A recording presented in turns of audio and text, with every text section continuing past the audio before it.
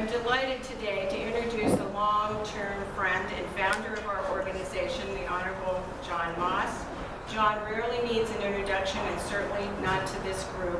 One only has to attend City Council or watch City Council to know that John has been and continues to be a citizen-centered representative. He has managed to let the lure of thousands of dollars of special interest campaign contributions pass him by, so he is not beholden to anyone but the citizens that he has pledged to support. Ironically, our mayor's campaign war chest rarely goes below $600,000, and last go round it exceeded $700,000 for that $30,000 a year mayoral job. As John always says, follow the money. John has remained true to his convictions to honor citizens' welfare and needs first. In these times of mixed messages, political paybacks, and cronyism at its peak, it is a unique opportunity to use the words integrity, ethics, and honesty in the same sentence as a politician. John Moss embodies all three of these characteristics. It is so encouraging to see that we were able to put one new citizen advocate on the dais with John in this past election. I have to go find it. So we're chipping away one seat at a time with the election of Jessica Abbott. So we're getting there, slow but sure. We need to prevail. We will always need the support and the work to keep John on council as long as he is willing, God bless him, to do this thankless job. So please welcome long-term friend and citizen advocate, the Honorable John Moss.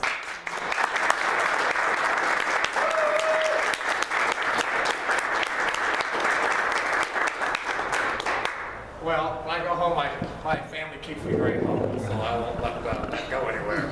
But I want to thank you for thinking of my mom. For those of you who know, my mom is getting ready to turn 92, as is my mother-in-law, so I guess I'll have something in common with the Queen. That's the only thing. But she is doing well. She's now living down in Charlotte, North Carolina, with my next youngest sister, Ruth. But she gets up here occasionally, spends a couple of weeks with us, and we always feel a blessing when she comes. But thank you for thanking her. She's doing well. It is fun to be here. I love the job. I always tell people when I go out to places that I really enjoy public service. But I don't love it so much that I'll do anything to get reelected, because if you can't be who you are and do the job, you're better off being fired. And I've been fired from this job, so I can speak from authority. And you all rehired me, but I'm glad to be here. As always, I'm going to talk about a few things. Try to watch that clock, because I'm here to answer what's on your mind and your questions, rather than, like I often say, consume all the oxygen in the room and leave none for you. So I thought the most important thing that's happened in the last couple of weeks is we got a presentation from the folks at Virginia Tech doing a housing assessment study. In the first part of the study, which was a data collection effort and analysis, was the part I identified with, because often I have spoken of these facts. But it was nice to hear someone else bring them all together and say it, so it's not just me. But it said that the median and below household in Virginia Beach in 2014 is significantly worse off than they were in 2005. Now, I know you've heard me talk about our income in real terms, how it's declined over time. And their forecast was, in the future, it will be significantly worse off than it is in 2014, and that the number of households in Virginia Beach that are significantly financially stressed, meaning spending more than 30% of their income on housing, be it rent or mortgage, will grow faster than the growth in households itself. Repeat that. That will grow faster than the growth in households itself. That means that we as a community are less able to afford what we have today in terms of the cost curve of government than we in the future will be less able to afford it. So that means our strategy should be one of 2 points. One, we need to not just change where Virginia Beach expenses are on the curve of government, but we need to shift the cost curve of government to the left, and we need to be putting our energies and dollars into those things that are associated with but can't drive by itself growth and higher wage jobs. So That's a general theme. And now we turn to something specific that's right on our minds, that's out on our plate, that shows how that fact should help drive a decision that we make about the upcoming Cavalier Hotel. Now, when the Cavalier Hotel first came to us as an opportunity, when the Colgate family was in a lawsuit relative to the trustees and all that was forcing into a sale, you may recall we had a number of bidders, of which Bill DeSteff and Curtis Cornett himself were with different groups bidding, and then there was the Bruce Thompson group. And ultimately that deal was made and out of court. That wasn't a city deal directly for the sale. That was a court magistrate dealing with that issue. But he did that knowing what the city was going to participate as part of his bid, so to speak. And as you all heard in the paper recently, when Mr. Chesney, his editorial, reminded all of us that at the time, the city only told one group what they were willing to offer, and then they said, well, if the other people had asked, we would have told them. Okay. I said, so that is how that all came to be. So that was $18 million of upfront cash and rebates. That whole package deal was worth around $36 million, roughly. So now here we are, roll the clock forward, council election being over, and now he's coming back and he wants to not build the original timeshare. Remember, on the ocean side, he wanted to build one hotel and one timeshare, and he got the gap financing, a bill that he in fact wrote and got his friends in the legislature to put into pass. It sounds like the swamp in Washington. Well, I think it is. So anyway, so that happens, and so he gets that gap financing, which is he gets 1% of the local tax, 1% of the state sales tax, and then he imposes a 1% fee himself on the users of his facility, and then he gets that rebated not to him directly, but to the people who lend him the debt via the development authority.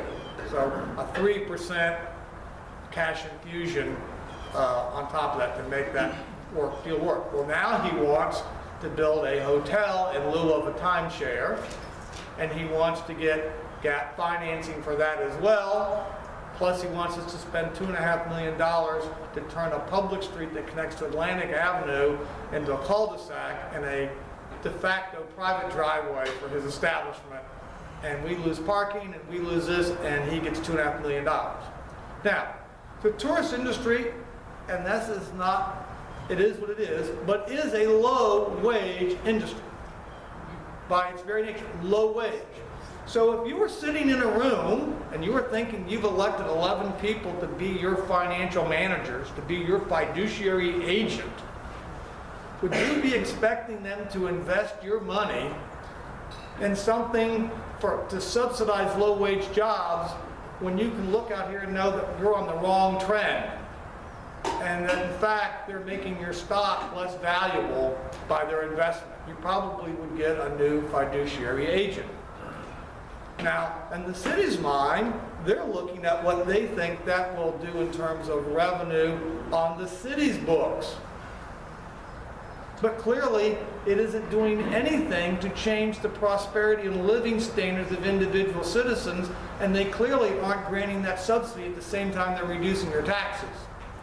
So is the metric of government how wealthy the balanced book of the city is?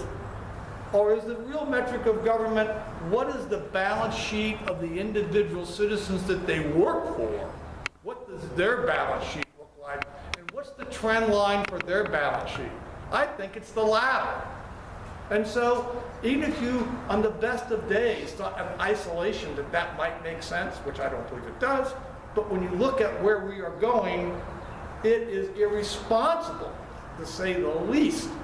Now, if you were building that $350 million resort, it's like Disney World. Do you really want anybody spending a single dollar outside the gates of your property?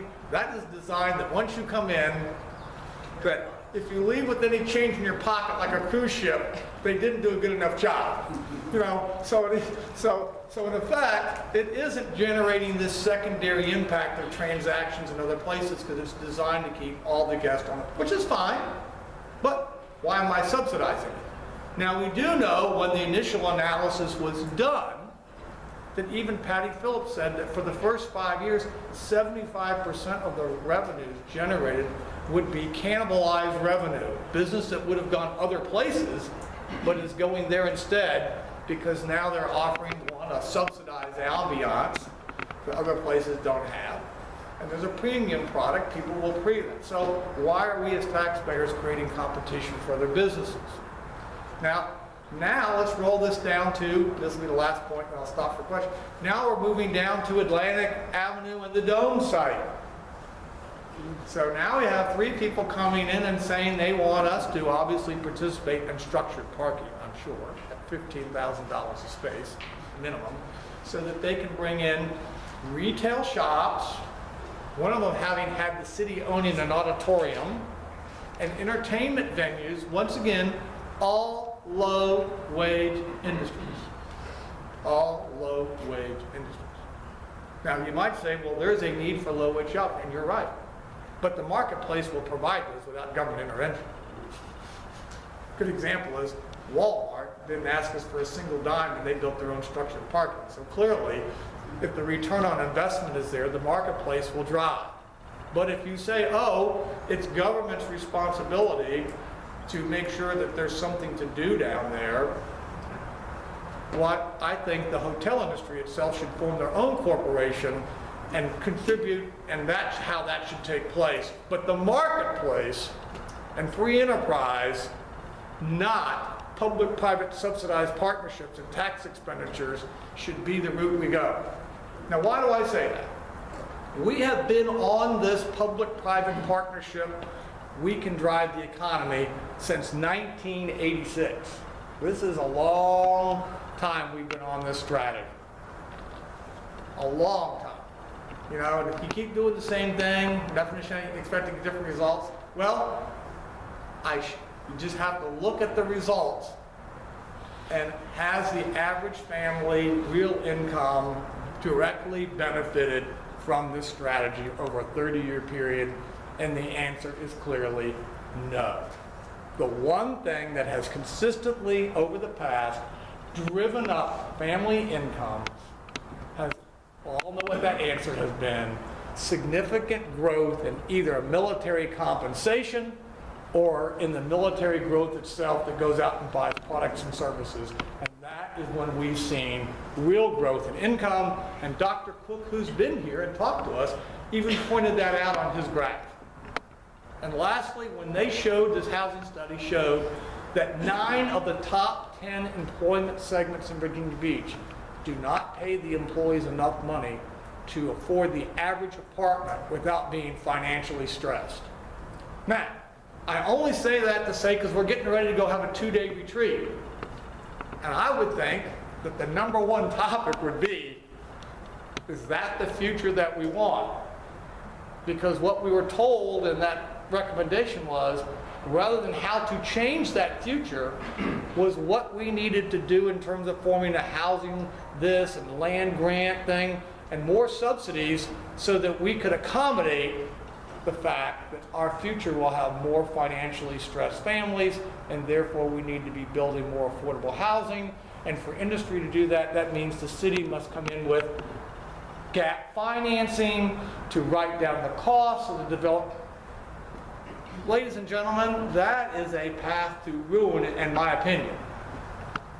So rather than thinking of things like reducing regulation, does that sound familiar? Reducing taxes on wealth of businesses, like taxing your trash can, your desk, your lamp, and making people keep track of all that stuff, and your shake maker and your soda dispenser. You know, let's get rid of that stuff. Let's make it easy to have a business. So I do believe, and it's wonderful to have Jessica on there. Thank all of you. She has a great independent mind. I don't lobby council members, and I don't lobby her either.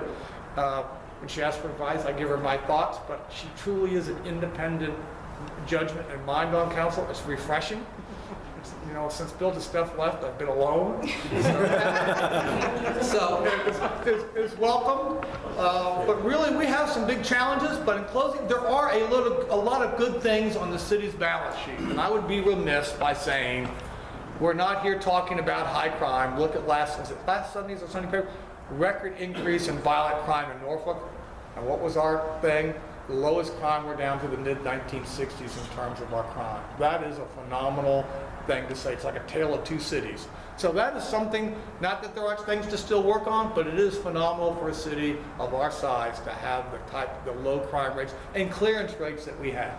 It's a tribute both to the citizens and also a tribute to the police force.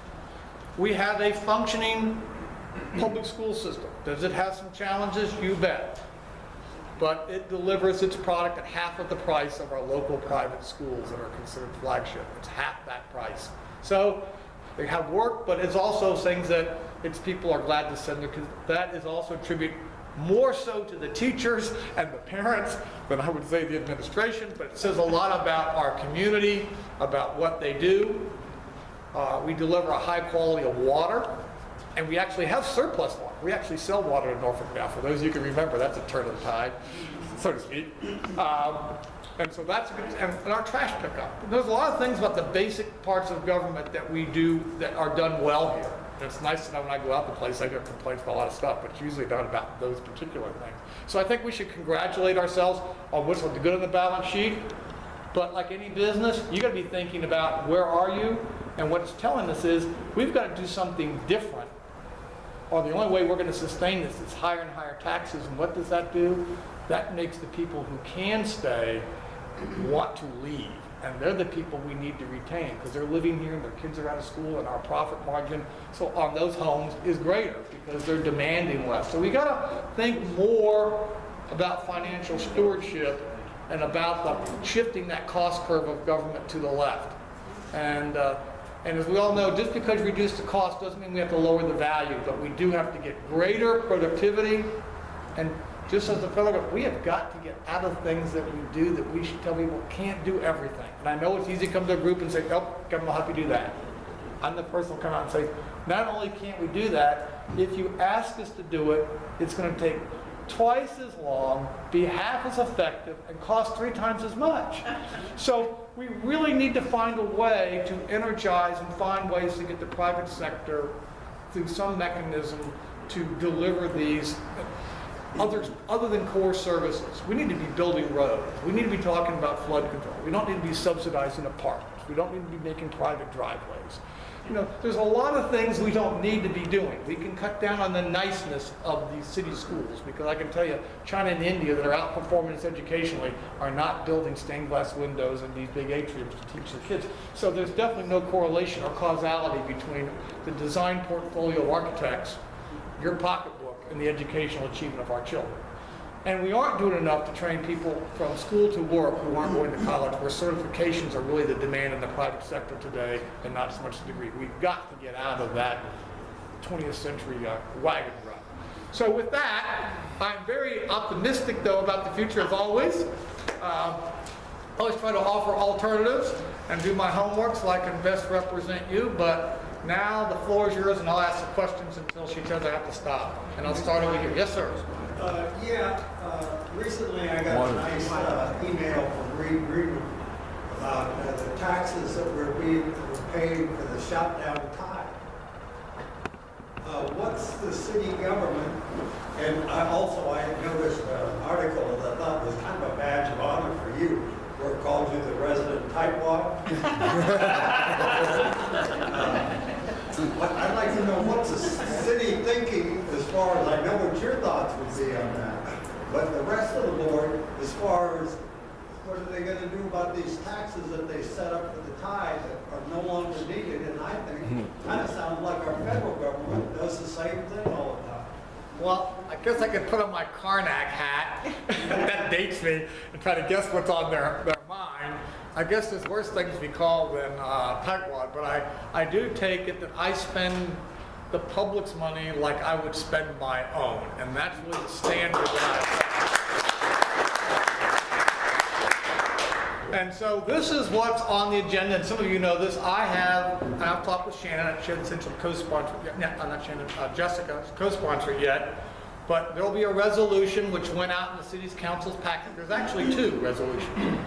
One resolution takes the money that we've collected to date, which is now $27 million, not 24, $27 million, and puts that establishes an account which is called the